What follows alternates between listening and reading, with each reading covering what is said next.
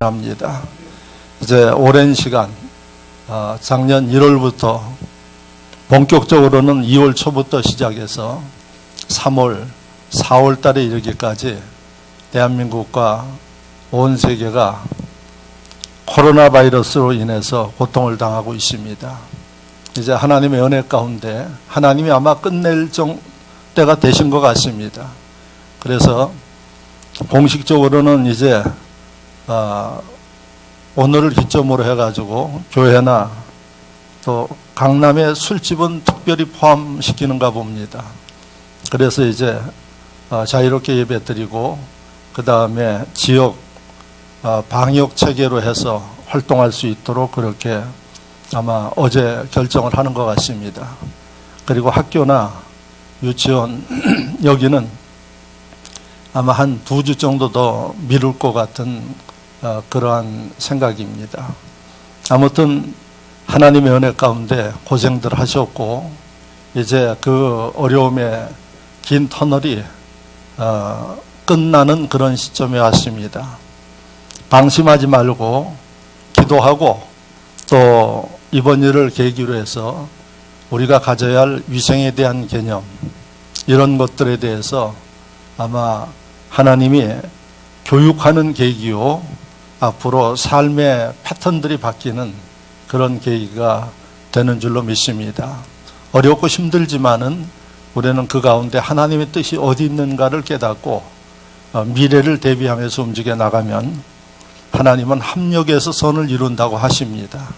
오늘의 그 고통과 답답함으로 끝나는 게 아니라 우리가 생각하지 못하는 좋은 일들로 하나님이 채워주심을 인도하심을 믿으시기를 바랍니다.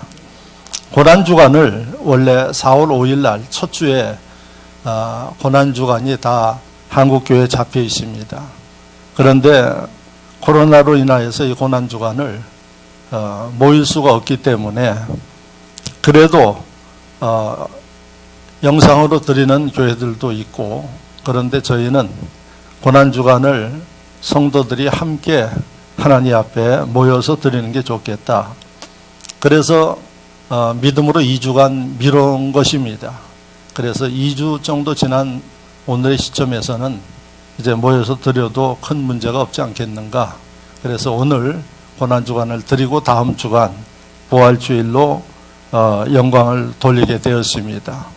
고난주간은 우리를 위해서 십자가에 달려 돌아가신 예수님의 그 고난을 우리가 생각하면서 주님을 섬기는 우리가 어떠한 정신과 자세로 주님을 섬기는가 하는 것을 1년에 한 번씩 돌아보면서 신앙을 새롭게 하고 주님이 기뻐하는 그러한 하나님의 백성들이 되기 위해서 이 고난주간을 갖습니다.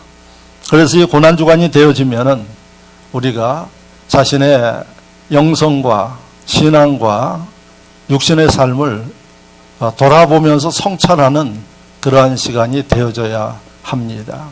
그리고 절제하고 세상의 유흥과 쾌락들을 좀 절제하고 이렇게 주님이 우리에게 주시는 그 말씀과 인도하심에 집중할 수 있는 한 주가 되도록 우리가 노력하고 지켜나가는 게 고난 주간의 의미입니다. 그래서 이번 한 주간에 저나 여러분들이 이제 보통은 우리가 특별 새벽 기도를 했는데 새벽 기도를 지금 잠정적으로 쉬고 있기 때문에 저녁에 월요일부터 금요일까지 고난주간 특별 기도회를 갖습니다. 그 순서는 앞에 찬양 인도하고 그런 순서 같지 않습니다. 그 시간 되면 나와서 하나님 앞에 기도하면서 여러분들이 하나님 앞에 속에 있는 것도 쏟아놓고 또 하나님이 말씀하시는 그 말씀을 여러분들이 들으시면서 하나님의 은혜를 체험하는 그러한 고난주간 저녁 기도회로 갖게 되었습니다. 그래서 이 고난주간에 여러분들이 기도하면서 하나님이 여러분들에게 하시는 말씀 또 감동하시는 것들을 깨닫고 준비해 나가면 주님 안에서 좋은 일들이 여러분들 삶 가운데 넘칠 줄로 믿습니다. 자, 그래서 오늘 고난주일에 저는 하나님이 우리에게 어떤 말씀을 주실까 기도하면서 오늘 이 본문을 통해서 함께 은혜를 받고자 합니다. 오늘 본문의 말씀을 보면 45절에 예수님이 십자가에 달려 있는 모습입니다. 시간은 유대 시간으로 6시, 우리나라 시간으로 바꾸면은 정오 낮 12시입니다. 낮 12시고 9시까지 아주 환한 대낮에 변화가 오는데 온 땅에 어두움이 임하여 이렇게 되어 있습니다. 환한 대낮에 태양도 빛을 잃어버리고 갑작스럽게 어두움이 임하는 이러한 자연현상이 일어난 것을 기록하고 있습니다. 그러니까 예수님이 십자가에 달리셨을 때 하늘도 하나님의 역사와 권능을 나타내는 이러한 초자연적인 모습이 기록되어 있습니다. 그와 동시에 9시쯤 되었을 때 예수님께서 십자가상에서 크게 소리 지르셨다고 합니다. 그 소리가 엘리 엘리 라마 사박다니, 번역을 하면은 나의 하나님 어찌하여 나를 버리셨나이까 하는 예수님의 이 간절한 그 소리가 십자가상에서 외쳤던 것입니다. 아마 예수님께서 이렇게 외치신 것은 고통스럽기도 하고 예수님의 그 당시의 상황이 곤고하기도 해서 이렇게 외쳤다고 봅니다. 예수님이 저와 여러분들의 죄 때문에 십자가에 달리셨기 때문에 그 순간은 하나님도 예수님을 외면할 수밖에 없습니다. 왜? 죄를 지고 희생하는 어린 양과 같기 때문에 사랑하는 아들이지만 하나님이 도울 수가 없는 겁니다. 여러분, 예수님의 이 모습을 보면은 하나님도 도울 수 없는 상태, 그리고 예수님 주변에 있는 그 사람들의 모습을 보면 이제 여러분들이 57절 말씀 이하를 보면은 거기 있던 백부장들과 예수님을 지키던 사람들의 모습을 보면 예수님이 그렇게 소리 지르고 하시니까 조롱을 합니다. 엘리야를 도와달라고 부르는가 보다 이렇게 조롱을 하고, 그 가운데 한 사람은 또 신 포도주를 적셔서 예수님에게 마시도록 하는 이런 조롱거리로 그들이 삼고 있는 모습을 봅니다. 자, 하나님도 외면하시고 주변에 있는 어떤 사람도 예수님을 도와주고 지지하는 사람이 없었습니다. 예수님이 아마 이런 가운데 십자가에 무거운 죄짐을 지으면서 하시는 말씀이 나의 하나님 어찌하여 나를 버리셨나이까. 하나님이 도와주셔야 되는데 하나님도 외면하니까 예수님이 크게 소리 질러 하신 말씀이 그 말씀입니다. 그 말씀을 마치고 예수님께서 이제 말씀을 보면은 50절 말씀에 예수께서 다시 크게 소리 지르시고 영원히 떠나시니라 그랬습니다. 그 말씀을 마지막으로 예수님이 돌아가신 겁니다. 예수님이 돌아가시니까 놀라운 일들이 일어났습니다. 하나님의 성소에 가로막혔던 휘장, 구약시대는 여러분들과 제가 서 있는 이 앞에 이제 휘장이 쳐져 있었습니다. 그래서 여러분들이 이 안에 볼 수도 없고 들어올 수도 없습니다. 1년에 한 번 대제사장만 7월 10일 날 이제 거룩한 예식을 집행한 다음에 이 안에 들어와서 하나님의 음성을 듣고 대면할 수 있는 그러한 이 성소의 구조였습니다. 그런데 그 휘장이 주님이 운명하신과 동시에 위로부터 아래로 갈라져 가지고 이제 그 여러분들에서 이 안을 볼 수 있는, 그래서 신약의 교회가 형성되어지는 이러한 모습을 여러분들이 보게 됩니다. 아울러서 온 땅이 진동하면서 지진이 일어나면서 바위가 터지고 무덤이 열렸더라 이렇게 돼 있어요. 유대의 무덤은 우리처럼 땅에다가 매장하고 봉을 세우는 게 아니라 굴을 파서 거기에 시신을 넣고 앞에 돌로 막는 이런 무덤의 구조입니다. 그러니까 지진이 나고 흔들리니까 무덤이 열려버렸어요. 돌멩이들이 다 굴러가면서. 이런 어두워지면서 이런 모습들을 보니까 그때서야 조롱하고 예수님을 핍박했던 이 사람들이 고백하기를 이야기를 합니다. 45절에 백부장과 및 함께 예수를 지키던 자들이 지진과 그 일어난 일들을 보고 심히 두려워하여 이르되 이는 진실로 하나님의 아들이었도다 하더라. 참 다행스러운 일입니다. 이런 모습을 보고도 강팍을 떠는 사람들이 있는데 이런 모습을 보고 이들은 그제서야 깨닫고 자신들이 십자가에 못 박은 분이 예수 그리스도 하나님의 아들인 것을 고백을 하고 있는 모습을 봅니다. 자, 예수님 십자가 주변에 이렇게 조롱하다가 나중에 뒤늦게 깨닫는 이 사람들이 있었습니다. 그리고 또 어떤 사람들이 있었는가? 오늘 본문 56절 말씀을 보면은 예수를 섬기며 갈릴리에서부터 따라온 많은 여자가 거기서 멀리 서서 바라보고 있으니 이렇게 되어 있어요. 그 예수님 군사들에게서 떨어져서 서 있는 사람들이 아마 남자는 없어. 많은 여자들이 예수님의 십자가 달리시는 이 모습을 바라보고 있는 모습을 여러분들이 말씀을 통해서 보게 됩니다. 남자들은 다 어디 갔느냐? 참 이게 우리가 생각해 볼 문제입니다. 그런데 그 가운데 많은 여인들 가운데 예수님을 진실로 사랑하고 끝까지 따랐던 여인 세 사람에 대해서 기록하고 있어요. 57절에 첫째는 막달라 마리아, 두 번째는 야고보와 요한의 어머니 마리아, 그 다음에 세베대의 아들들의 어머니 마리아, 세 사람의 이름이 기록되어 있습니다. 하나님께서 오늘 이 말씀을 고난주간에 우리에게 주시는 목적이 무엇일까? 저는 기도하면서 그런 생각을 해봤습니다.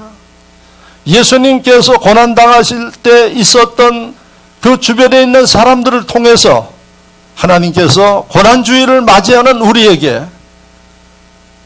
뭔가 말씀을 하시는데 그 말씀의 메시지가 뭔고 하니 예수님이 이렇게 고난당하실 때 너는 어디에 있느냐 하는 겁니다. 그 당시 2000년 전에 예수님 십자가에 달리실 때 3년 동안 훈련받고 주님을 따랐던 그 제자들, 남자 제자들 12명 한 사람도 이 말씀 속에 보면 기록이 안 돼 있어요.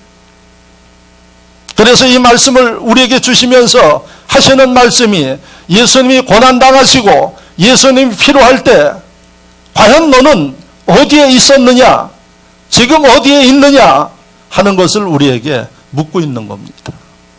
그런데 2020년도 고난주간은 참 의미 있는 고난주간입니다. 1월 달부터 전혀 예기치 못했던, 한 번도 경험해 보지 못했던, 메르스가 있고 사스가 있었지만은 이번처럼 교회 예배에 대한 제약을 받고 예배 드리는 거에 대해서 핍박을 받는 그러한 일을 한 번도 경험해 보지 못한 일들을 우리는 경험을 해봤습니다. 어떻게 보면은 바로 주님을 위한 이러한 고난, 인간들의 욕심과 탐욕으로 인해서 주님이 주시는 재앙이지만은 이 재앙이 끝내는 교회와 신앙생활에 핍박이 가해지는 이러한 모습을 여러분들이 한 번도 보지 못한 이런 모습들을 봤습니다. 주님을 위한 고난으로 생각합니다. 자, 십자가에 달리신 예수님, 그 고통스러운 예수님을 끝까지 지켜봤던 사람들은 12명의 제자들은 한 사람도 없고 여인들만 지키고 있었어요. 그 예수님이 엘리 엘리 라마 사박다니 하는 이 말씀의 속에는 내가 그렇게 3년 동안 키웠고 애썼던 12제자는 어디 갔느냐 하는 이 예수님의 외침도 담겨 있다는 얘기입니다. 하나님만 버린 게 아니라 12제자도 예수님을 외면한 겁니다. 그래서 하나님이 이 말씀을 2020년도 한 번도 겪어보지 못한 이러한 일을 당한 한국교회, 특히 진흥교회에 하나님께서 너는 어디에 있느냐 이것을 물어보라는 얘기입니다. 지금 내 마음은 어디에 있는가? 지금 이런 환난과 고난의 시대에 너는 무엇을 하는가? 이게 하나님이 우리에게 주시는 이 물음인 것을 여러분들이 기억하시길 바랍니다. 여기에서 우리는 응답해야지 됩니다. 하나님, 저는 변함없이 하나님께서 원하는 자리에 있습니다. 이 대답을 주님은 원하십니다. 오늘 여인들처럼 위험도 불사하고 멀리 서지만은 끝까지 주님을 바라보고 주님과 함께한 이러한 인물들이 되어지기를 주님은 원하심을 믿으시기를 축원합니다. 자, 그러면 오늘 이 말씀을 중심으로 우리가 12 제자들이 어디에 있었는가? 이것을 보면서 우리는 어떻게 해야 되는가? 무엇이 문제인가? 하는 것을 깨닫고 한 주 동안 우리의 약하고 부족한 게 있으면 기도하면서 새로워지고 주님이 원하시고 주님의 십자가 곁을 끝까지 지키면서 주님이 기뻐하는 일들을 하는 이러한, 그래서 2000년이 지난 시점에 12 제자들의 이름은 오늘 본문에 나오지 않습니다. 그러나 여인들의 끝까지 지킨 여인들의 이름이 기록되어 있어요. 이런 축복과 기적과 은혜가 저와 여러분들 삶 가운데 임하기를 주의 이름으로 축원합니다. 자, 첫째, 예수님이 그렇게 사랑했던 베드로 어디에 있느냐 하는 것을 이 말씀을 통해서 우리가 봐야 합니다. 베드로 27장 말씀, 오늘 십자가 달리실 때 거기에서 아무리 찾아도 베드로 이름이 없어요. 베드로를 찾아볼 수가 없어요. 어디 갔느냐? 베드로야 어디 있느냐? 두려워서 베드로 피했습니다. 베드로는 예수 그리스도의 십자가 달리시는 그 현장에 무서워서 나오질 못한 겁니다. 첫 번째 우리가 기억해야 할 일은 오늘날에도 신자들 가운데 두려워서 예수님의 고난을 보지 못하고 피하는 이러한 사람들이 있다는 겁니다. 베드로와 같은 사람들. 자, 그러면 베드로가 그렇게 겁이 많은 사람이었냐? 아니에요. 담대한 사람이에요. 그런데 여러분, 예수님이 핍박당하시고 고난당하시는 이 모습을 보면서 자기의 다가올 고통을 생각하면서 베드로는 두려움을 가졌던 것입니다. 그럼 베드로가 요한복음 6장 말씀을 보면 6장 60절에서 71절 말씀을 보면 예수님이 따라다니는 수많은 사람들에게 이제 말씀을 전하면서 가르쳤어요.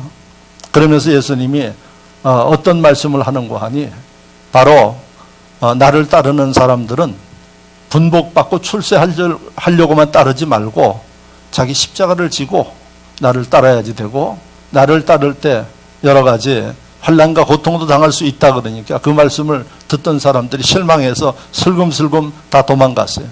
얼마나 도망갔는지 몰라도 성경 요한복음 6장 그 말씀을 보면은 여러분들이 읽어보시면 60절에 71절을 읽어보면 사람들이 예수님을 떠나가더라 이렇게 기록되어 있어요.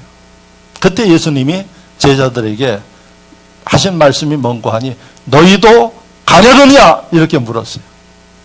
사람들이 내가 이런 이야기를 하니까 본인들의 생각과 계산에 맞지 아니하니까 나를 떠나가는 이 모습을 너희가 보고 있는데 너희도 가려고 하느냐 이렇게 물었어요. 이때 베드로는 예수님에게 명쾌하게 대답합니다. 요한복음 6장 67절 말씀에 베드로가 대답하기를 우리가 누구에게로 가오리까? 우리는 끝까지 주님을 따르겠습니다. 이렇게 이야기한 사람이 베드로입니다. 그런데 이 베드로가 여러분 예수님이 고난당하시는 모습을 보면서 그 마음이 믿음이 무너졌어요. 그래서 마태복음 26장 베드로가 첫 번째 무너진 게 26장 69절 말씀을 여러분들이 보면 예수님이 붙잡혀서 가야바 법정에 가서 신문을 당하고 있었어요. 그때 베드로가 예수님 걱정되어서 따라갔어요. 가야바 법정에 신문 받는 그 예수님의 모습을 먼 발치에서 보고 있을 때 그러니까 바깥 뜰에서 베드로가 보고 있었다 그래요. 그때 한 여종이 베드로를 지목하면서 크게 소리질러 이야기했습니다. 왜? 이 여종이 깜짝 놀랐죠. 예수를 따랐던 그 중에 수계 중에 수계인 베드로가 여기 와 있는 겁니다. 그러니까 이 여종이 크게 소리질러서 이 사람도 나사렛 예수와 한패라고 이야기를 했어요. 그게 마태복음 26장 말씀에 69절에 기록되어 있어요. 이때 베드로가 어떻게 반응했나요? 그래, 내가 예수 그리스도의 제자다, 당당하게 이야기를 했나요? 베드로는 그렇게 하지 못했습니다. 아주 순간적으로 이야기하기를 나는 예수를 모른다 그랬어요. 그랬더니 이 여종이 다시 이야기를 합니다. 3번 이야기를 했어요. 마지막에 뭐라 그랬는 거 아니에요? 저주하면서까지 예수를 부인했어요. 여러분, 요한복음 6장 말씀에 우리가 어디로 가오리까? 주님밖에 갈 데가 없다고 이야기했던 베드로가 한순간에 바뀌어버렸어요. 그리고 베드로는 그 새벽에 바깥으로 나옵니다. 나와서 요한복음 6장에 베드로의 참 슬프고 처량한 모습을 여러분들이 보면 통곡하였더라 이렇게 돼 있어요.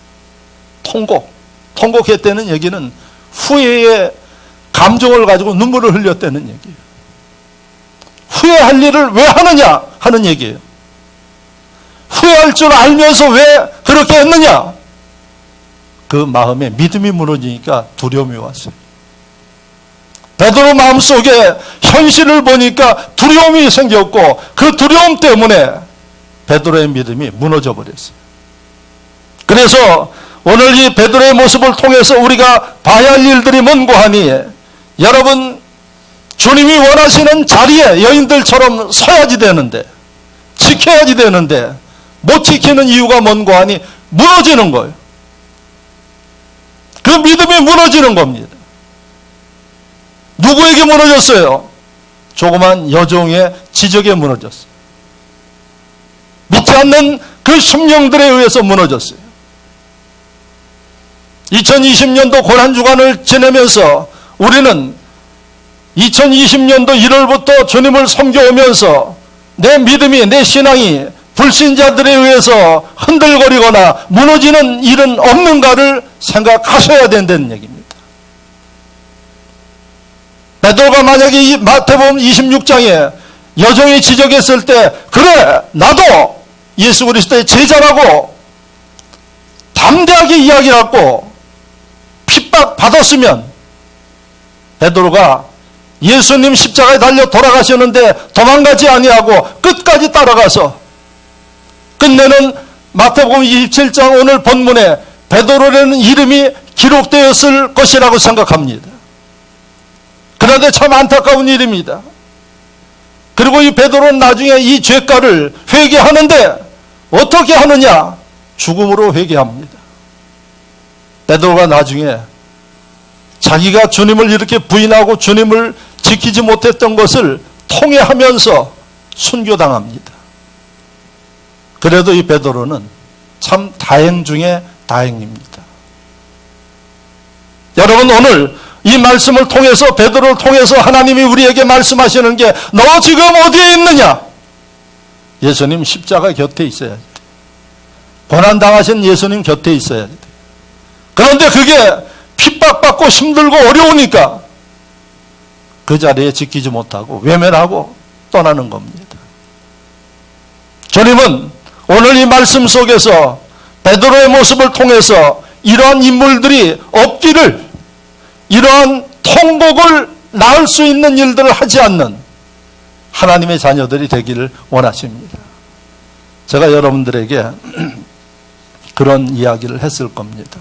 그리고 어린이집을 위해서 많이 기도하라고 이야기를 여러분들에게 합니다. 하고 주보에도 싫습니다.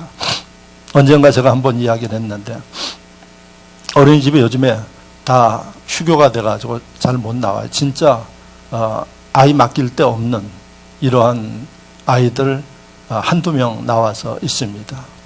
애들이 너무 답답하고 그러니까 와도 되느냐 그렇게 이야기를 하니까 그 대신에 집에서 다른 데 데려다니면 안 되고 그 다음에 열이 나지 않고 문제가 없으면 원에 방역을 하니까 보내도록 하십시오. 그래서 아마 그 몇 사람이 왔었던 것 같아요. 그때 우리는 주일 예배 드리고 있었습니다. 그리고 방역 절차를 하면서 드리고 구청에서 나와서 확인하고 그 다음에는 잘하고 있으니까 아예 나와보지를 않는 그런 상태입니다. 그래서 수요 예배 금요 기도에 한다는 것 붙여놨는데 그 믿지 않는 부모가 그것을 본 것 같아요. 그래서 교회에서 예배를 이렇게 드리는데 우리 애를 어떻게 보내겠느냐 그렇게 원장한테 이야기를 하더래요. 그래서 교회는 어머니 생각보다 더 철저하게 방역을 하고 또 구에서도 와서 확인하고 문제 없어서 예배 드리는 교회로 그렇게 돼 있으니까 신경 쓰지 말고 집에서 잘 지킬 것만 지켜서 보내도록 하십시오. 그랬더니 주제넘는 이야기를 한 겁니다. 교회에서 예배 드리면은 우리 애를 못 보내겠다고 그렇게 이야기를 했대요.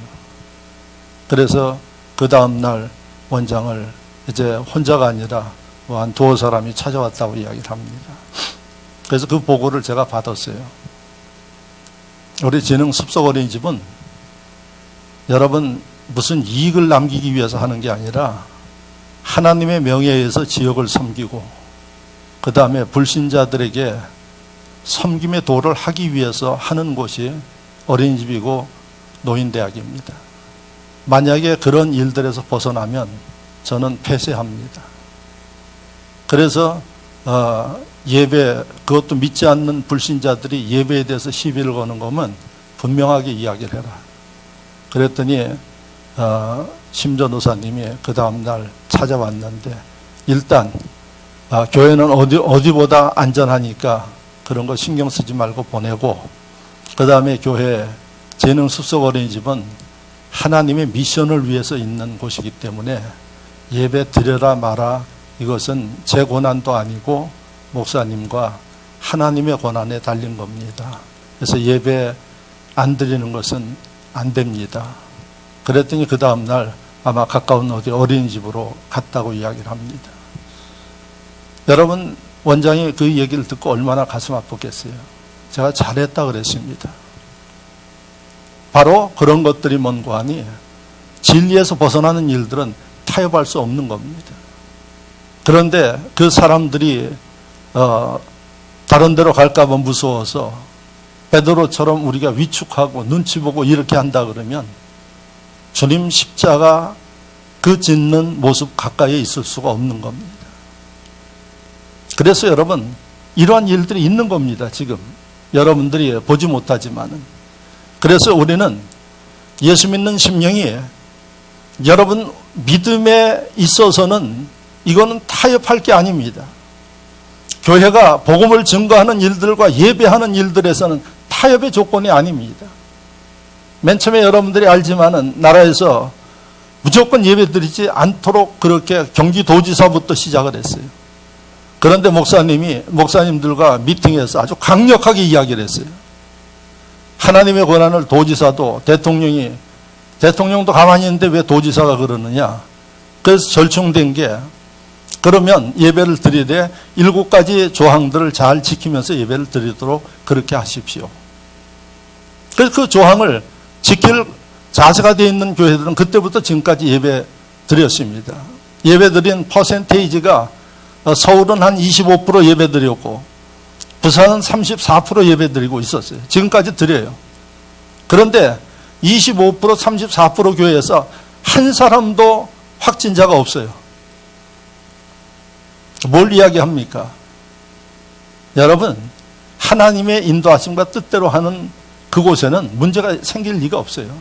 문제는 뭔가 하니 이단 종파들과 사이비성이 있는 곳들은 여러분 이런 것들에 투명하지 못하니까 문제가 생긴다는 겁니다. 그래서 여러분 주어진 법 안에서 당당하게 우리가 예배드리는 일들에 불신하는 젊은 부모들이 와서 예배 드려라 마라 하는 게 이건 말이 되는 게 아닙니다. 타협할 여지가 없는 겁니다. 여러분 두려워하는 게 아니라 담대해야지 됩니다. 왜? 나머지는 하나님이 하십니다. 할렐루야. 그래서 여러분들에게 말씀하는 겁니다. 이럴 때 우리가 해야 할 일은 기도하는 일이에요. 그리고 제가 원장한테 이야기를 했습니다. 하나님께서 어떻게 역사하는가 봐라.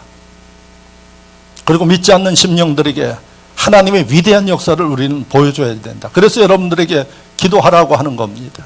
할렐루야. 왜? 잘못된 것을 느낄 수 있도록. 그래서 여러분, 하나님을 섬기고 주님의 일을 하는 데 있어서 주님이 원하시는 일들에 대해서는 두려워하지 마십시오. 주님이 살아계십니다. 그 주님이 아십니다. 그 주님이 역사하십니다. 그래서 하나님 나라에 이름이 남는 여인들처럼 이름이 기록되어지는 저와 여러분들이 될 수 있기를 축원합니다. 두 번째 우리가 봐야 할 사람은 누군가 하니 가룟 유다예요. 가룟 유다 여기 없어요. 당연히 없겠죠. 왜? 예수님을 돈 주고 팔았으니까. 그러면 이 모습을 통해서 이 자리에 있지 못하는 사람의 유형이 뭐냐?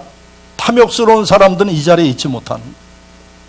가룟 유다는 물질에 대한 욕심 때문에 은 30개를 받고 사랑하는 스승을 팔아버렸어요. 물질에 대해서, 세상 것들에 대해서 사랑하는 심령들은 이 자리에 있지를 못해요. 고난주간에 우리가 내가 주님을 섬기면서 세상 것들 때문에, 물질 때문에 주님을 섬기는 일들에 문제가 있다 그러면 회개하셔야지 돼요. 가룟 유다성의 문제가 되기 때문에 그래요. 도마와 같은 사람 뭐라 그랬습니까? 세상이 좋아서 주님을 떠났다고 기록해 있어요. 여러분, 이 심령들은 예수 그리스도 십자가 곁에 있을 수가 없습니다. 영광스러운 자리에 이름이 기록될 수 없습니다. 그래서 우리는 기억해야 할 일은 내 마음속에 인간이 여러분 비전은 가질 수 있어요. 비전과 욕심은 다릅니다. 욕심은 여러분들 마음속에 죄성에서 나오는 탐욕이에요. 물질 우리가 세상 살아가면서 필요해요. 그렇기 때문에 버는 겁니다. 그런데 여러분들 어느 선에 이게 탐욕으로 넘어가면 죄입니다. 가룟 유다와 같이 예수 그리스도를 팔 가능성이 있어요. 진정 있어야 할 이 자리에 있지 못하고 여러분 멀리 도망가는 그러한 위치에 있어서 당신은 좀 좋았는지 몰라도 그것은 불행입니다. 가룟 유다가 은 30개를 받고 나니까 보니까 고통스러워. 은 30개가 행복을 줄 줄 알았는데 행복하지 않았어요. 은 30개가 없을 때가 행복했어요. 그래서 가룟 유다는 견디다 못해서 스스로 목을 매서 창자가 터져서 죽지 않습니까? 탐욕은 우리를 불행하게 만듭니다. 탐욕은 예수 십자가를 보지 못하게 만듭니다. 그런데 가룟 유다가 더 비참하게 된 이유 중에 하나는 가룟 유다를 예수님이 사랑했기 때문에 예수님의 이 재정을 맡긴 겁니다. 그런데 가룟 유다는 여러분 주님이 주시는 회개할 수 있는 기회를 가룟 유다가 놓쳐버렸어요. 놓치는 게 아니라 본인이 외면한 거예요. 첫째, 어디서 예수님이 말씀하셨을까요? 첫 번째는 마가의 다락방에서 최후의 만찬을 할 때 예수님이 말씀하셨어요. 너희 중에 나와 함께 떡을 떼는 너희 중에 나를 팔 자가 있다고 이야기를 했습니다. 다른 사람은 접니까? 하고 묻잖아요. 예? 여러분들이 최후 만찬 그림에 보면은 베드로 같은 사람 비슷하게 누워서 예수님 접니까? 하고 이렇게 물었어요. 다른 사람은 도대체 이게 무슨 얘기인지 몰라요. 가룟 유다는 알잖아요. 이미 그 마음속에 누가복음 22장 3절 말씀을 보면 마귀가 가룟 유다 마음속에 이런 예수님을 팔 욕심을 잘못된 마음을 주었다고 이야기를 하고 있어요. 누가복음 22장 3절에 누가는 정확하게 기록해 놨어요. 마태복음에도 없어요. 마가복음에도 없어요. 그런데 의사 누가는 의사인지 의사라서 그런지 몰라도 이 유다의 영적 상태를 정확하게 기록했어요. 사람이 한 게 아니라 그 속에 있는 사단이 했다고 기록했어요. 그런데 예수님은 아시면서 책망하지 아니하고 기회를 줬어요. 그런데 가룟 유다는 양심의 가책을 받으면서 회개하지 못했어요. 그게 첫 번째 기회를 놓친 거예요. 두 번째 기회는 언젠가 그 뒤에 마태복음 26장의 말씀을 보면 예수님이 최후의 만찬을 끝나고 겟세마네 동산에 기도하러 가셨어요. 그리고 예수님이 혼자 기도하시러 가면서 너희는 이곳에서 깨어있으라 그랬어요. 그때 뭐 했습니까? 다 잤어. 그때 깨어서 주님 앞에 기도만 했어도 하나님께서 가룟 유다에게 회개할 수 있는 기회를 주셨을 것입니다. 모두 다 잤어요. 몇 번이나 다시 와서 기도하라 그랬는데 잠잤어요. 가룟 유다는 여러분 자기의 영성이 무너짐으로 인하여서 그 마음속에 사단이 역사하니까 결국은 이 가룟 유다는 탐욕으로 무너져 버렸고 예수님이 원하시는 그 자리를 지키지 못했습니다. 우리가 사람이기 때문에 무너질 수 있어요. 그런데 문제는 뭔가 아니 주님이 주시는 기회를 잡지 못하면 비참하게 되는 겁니다. 고난주간을 맞이해서 하나님께서 목사를 통해서 이런 말씀을 여러분들에게 주시는 이유 중에 하나는 기회예요. 나를 성찰하면서 내가 혹시 욕심 때문에 주님을 섬기는 일들에 문제가 없는가를 돌아보시라는 얘기입니다. 부족하기 때문에 그럴 수 있다는 얘기예요. 그러면 그럴 때 주님 말씀하실 때 주님 그 사람이 납니다. 용서해 주십시오. 약한 저를 강하게 해 주십시오. 주님은 우리를 책망하지 않습니다. 그래 그럴 수 있다. 성령으로 함께 해주시고 힘 주시고 능력 주시고 더 잘하게 하시고 그래서 여러분 이 여인처럼 세 사람의 여인들처럼 잡혀갈 수 있어요. 고통당할 수 있어요. 그런데 여러분 그 자리에 당당하게 서 있지 않습니까? 2020년도 한국교회 모든 교인들, 이건 진흥교회 교인들뿐만 아니라 대한민국에 있는 모든 교인들, 여러분 이런 고난 가운데 맞설 수 있는 심령들이 되어져야 한다는 얘기입니다. 가룟 유다를 통해서 우리에게 보이시는 게 자신의 욕심과 계산 때문에 이런 문제와 고난 앞에 외면하고 회피하고 여러분 위축되어지는 심령이 아니라 당당하게 기도하며 맞서는, 그래서 예수님 마지막에 그 모습을 축복하면서 바라볼 수 있는 이러한 심령들이 되어지기를 원하신다는 사실입니다. 아마 이 코로나 바이러스가 끝나면 대한민국의 교인들 가운데 상당수가 영성이 무너질 것으로 지금 예측하고 있습니다. 그래서 주의 종들이 고민하는 게 그겁니다. 여러분, 영혼이 잘 될 때 범사가 잘 됩니다. 영성이 무너지면 범사가 무너지게 되어 있습니다. 이걸 지금 예측하고 있습니다. 여러분 귀 있는 분들은 잘 들으시기 바랍니다. 그리고 여러분들이 예수님이 가룟 유다에게 만찬 때 기회를 줘, 겟세마네 동산에서 기회를 줘, 이 기회를 지금 주님은 우리에게 주고 계십니다. 그래서 주의 종도 여러분 다른 거 다 제껴놓고 기도하고 있습니다. 예? 다 제껴놓고 기도하고 있어요.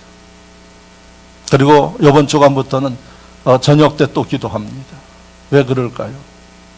하나님 앞에 우리가 회개할 것들을 회개하고 버릴 것들을 버리고 하나님 안에서 새로워져서 가룟 유다처럼 무너지는 존재가 아니라 더욱더 하나님 영광을 위해서 든든하게 지키고 예수님 그 안타까운 모습을 바라보면서 여러분 함께 슬퍼하고 아파할 줄 아는 이런 인물들이 되도록 주님이 원하신다는 사실입니다. 자, 그럼 마지막에 아까 이야기한 대로 이 제자들이 다 외면했지만 주님을 끝까지 지켰던 세 여인들의 모습을 여러분들이 보셔야 돼요. 그런데 이 여인들에 대한 기록이 55절 말씀에 나오는데 이렇게 기록되어 있어요. 예수를 섬기며, 첫 번째 예수를 섬기며. 섬긴다는 얘기는 뭡니까? 자기 신세계예요. 자기 헌신하면서 주님을 높여드리는 겁니다. 그 예수를 섬기는데 어떤 자세로 섬겼는가 하니 끝까지 섬겼어요. 그러니까 뭐 그냥 들쭉날쭉 하는 거 아니고 죽굴뚝 변덕 부리는 게 아니고 이 여인들은 예수님을 만난 순간부터 지금까지 이 여인들은 좋을 때도 힘들 때도 끝까지 섬겼어요. 오늘 마지막의 자리까지 섬겼어요. 그래서 여인과 같이 예수를 지키는 심령들이 되기 위해서는 이런 섬김의 자세가 필요하다. 할렐루야. 두 번째 그 뒤에 뭐라고 했는가 하니 갈릴리에서부터 따라온 많은 여자가 그랬어요. 어디서부터 따라왔어요? 갈릴리 저 북쪽에서부터 바로 이 예루살렘까지 따라왔어요. 수백 킬로를 따라온 거예요. 그러니까 두 번째 주님께서 쓰시고 세우는 심령은 어디든 따를 수 있는 심령이 돼야지 돼요. 내가 하고 싶을 때 하는 거 아니에요. 내가 가고 싶을 때 가는 거 아니에요. 주님이 원하시면 십자가 고통의 그 자리에도 갈 수 있는 심령들이 바로 주님 사랑하는 사람이요 주님이 쓰시는 심령인 것을 믿으시기를 바랍니다. 갈릴리에부터 따라온 여성들. 그래서 여러분들이 이 고난주간을 통해서 내가 진짜 주님이 오라 하면 가고 가라 하면 갈 수 있는 언제고 따를 수 있는 이런 마음의 자세를 가지고 지금 신앙생활 하고 있는가를 바라보셔야 됩니다. 그렇다 그러면 예 주님 제가 그러합니다. 부족하지만 그렇게 감당하겠습니다. 주님이 여러분 그 심령들을 쓰실 겁니다. 이 여인들처럼 제자들 예수님이 희망을 거둔 제자들 한 사람도 없어요. 그런데 바로 하나님은 이 나약한 여인들을 통해서 예수님의 마지막의 일들을 하게 하십니다. 할렐루야. 이러한 인물들이 되기를 바랍니다. 그리고 여러분들 제가 56절까지만 읽었는데 57절을 보십시오. 57절을 보면은 저물었을 때에 아리마대의 부자 요셉이라 하는 사람이 있으니 그도 예수의 제자라. 아리마대 요셉은 그 당시에 신분도 있고 직위도 있고 부자예요. 그러니까 예수 그리스도의 십자가 앞에 나갈 수는 없어요. 그런데 그가 예수님이 돌아가신 다음에 빌라도에게 가서 예수님의 시신을 거둬달라고 이야기를 합니다. 그리고 예수님의 시신을 자기 묘지에 모셔요. 이 일을 아리마대 요셉이 했어요. 베드로가 한 거 아니에요. 예수님의 12제자들이 한 거 아닙니다. 늦게 예수를 믿었지만 신실하게 주님을 사랑하고 섬겼던 아리마대 요셉이 마지막에 자기의 직임을 걸고 이 일을 했어요. 그 당시에 십자가에 처형당한 그 사람들은 여러분 썩을 때까지 거기에 매달아 놔요. 장례하지 못합니다. 그게 법이에요. 그런데 아리마대 요셉이 그 법을 알면서 법을 위법하는 겁니다. 빌라도에 가서 달라고 이야기를 합니다. 빌라도가 줄 수밖에 없었던 것은 빌라도도 예수님을 죽이고 나서 너무 고통스러웠어요. 그러니까 이 빌라도도 그렇게 하면 안 되지만 허락했어요. 그래서 아리마대 요셉이 마지막에 제자들이 없는 그 예수님 곁에서 마지막에 예수님의 육신을 거둔 사람으로 기록된 이 아리마대 요셉을 우리는 기억해야 돼요. 그렇다면 여인들과 아리마대 요셉처럼 주님은 저와 여러분들이 주님 곁에 여러분들 서 있기를 원하십니다. 어떻게 하라고요? 위험하지만 우리가 주님을 사랑하는 마음으로 움직일 때 아리마대 요셉처럼 자기의 모든 것을 버릴 각오를 하면서 움직일 때 주님이 함께 해주시고 그들을 통해서 하나님의 나라를 이루어 주십니다. 여러분 오늘 이 말씀을 통해서 주님이 너 지금 어디에 있느냐? 주님 옆에 있습니다. 고난당하시는 주님 옆에 제가 있습니다. 주여 말씀하소서. 이런 고백을 담대하게 할 수 있는 심령들이 되어서 코로나 이후에 주님이 쓰시는 놀라운 세계에 쓰임받는 분복받는 주인공들이 되기를 주의 이름으로 축원합니다. 이 여인과 아리마대 요셉처럼 저와 여러분들의 이름이 하나님 나라의 명부에 남는 복 있는 분들이 되시기를 바랍니다. 말씀을 생각하며 다 같이 한 목소리로 기도합니다.